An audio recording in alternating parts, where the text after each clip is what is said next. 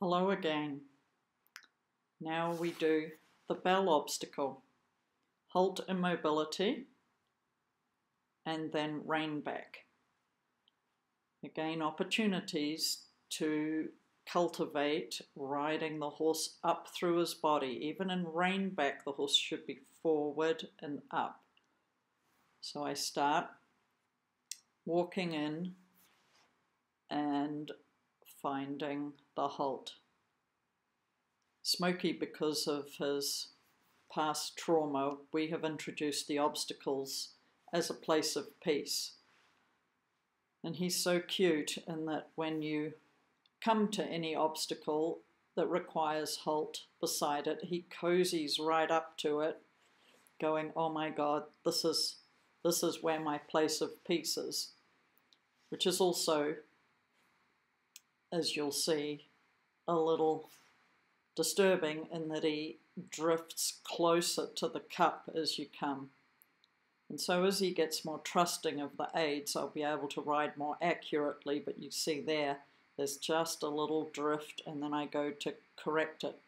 But bless his heart, he's headed for the cup in halt. So I'll do some halts and riding him up through his body. When I get to a certain stage, I'll ride up to the halt and then again up forward in his body to have the pole the highest point, and then transition to rein back. So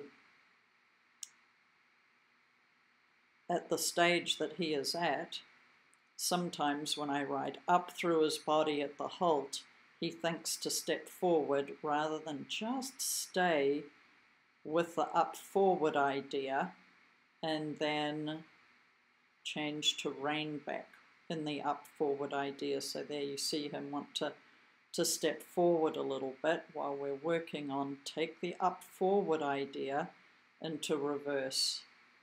And then because of the gymnastic of the rein back that requires him to rock his weight back a little bit and then step his hind legs, he has a tendency to step out to the side a little bit and be a little wavy or a little crooked to see if he can make it easier. The absolute straight idea is still a work in progress, like it is on most horses, I think. And then because of the asking more in his body for him to come up through his neck each time I walk around, I let his neck out, and especially the pole, top of his neck area, and then practice bringing him back up together, rhythmically riding him up through his body to the halt, and seeing if, when I arrive at the halt, that he's not behind the bit, he's not resistance, he's accepting, and each time is a different journey. There's never two times exactly the same. And there he says, oh, I can just take the bit and walk off. No, I'm riding you up so I can ride you back. And so I don't mind the mistake, because the more important thing is to be able to keep him up forward in his body for the rein back. There I start to add in the turn at the end, and as I bring him across there, he's a little stuck and stepping out the left shoulder and that, so I just make a mental note of that might be on my list of things to work on, that he could step from weight right hind, come through his front end and left bend and step the left shoulder. So I wouldn't be too hard on it. I wouldn't use my skill as a rider to do it for him. I use my skill as a rider to teach him how to be within the aids and work out what I want. Again, he gets his little, I'm going to cozy up to the bell, and I go, no, just hold beside the bell. And again, up, forward, And so you can see all the stuff going on in his body, that it starts at the jaw and the base of the neck, and then since he doesn't come up enough through the thoracic area, then the hind end can slip out the side. And so it's just little bit by little bit. And he doesn't go far before I can catch him up. He's accepting of the corrections, and I just keep gently working at it at that level until he's accepting of my help, and then making it straight and up and forward, his idea.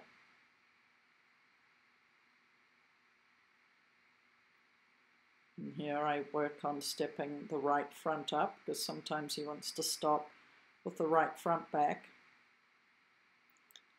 And so because I pushed him a little bit there to say, come on, step your feet at the standstill, and so that's a little bit of pressure, I'll go, okay, we've done a few attempts here, I'll just let you take a break.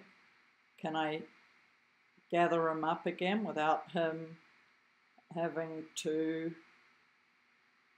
move off or run away? Will he accept me going from relaxation to picking up my seat, picking up the reins, engaging my leg, and not until I signal in the rhythm of my seat would he take a step and walk off.